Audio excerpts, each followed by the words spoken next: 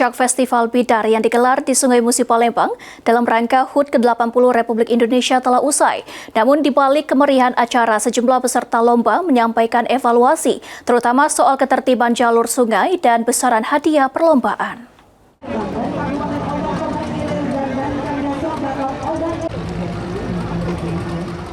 Perlombaan bidar yang menjadi tradisi tahunan masyarakat Palembang kembali menyedot perhatian ribuan penonton di sepanjang Sungai Musi. Meski berlangsung meriah, peserta mengaku masih ada sejumlah catatan yang perlu diperhatikan pemerintah kota.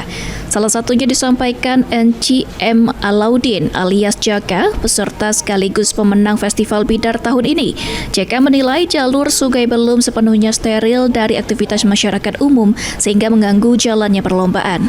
Dirinya meminta kepada pemerintah kota agar mengoptimalkan pengamanan jalur sungai supaya betul-betul steril saat perlombaan berlangsung. Jadi perahu bisa melaju tanpa adanya hambatan. Selain itu, hadiah lomba juga menjadi perhatian peserta. Jaka menilai nominal hadiah yang diberikan belum sebanding dengan biaya perawatan perahu bidar. Pasti penonton, supporter. Ya, dari tahun kemarin sampai ini pemerintah panitia sudah berusaha semaksimal mungkin, tapi nyatanya di lapangan masih saja warga menonton menggunakan perahu ketik, speedboat, dan tongkang.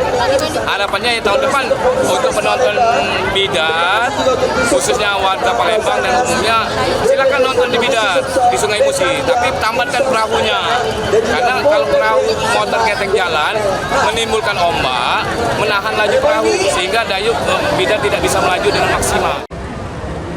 Kalau bisa hadiahnya lebih ditingkatkan lagi karena biaya perawatan perahu bidar cukup besar, jadi harapannya tahun depan lebih layak dan seimbang. Peserta berharap Festival Bidar tahun depan dapat lebih tertib dan meriah. Ilham Wahyudi, PAL TV.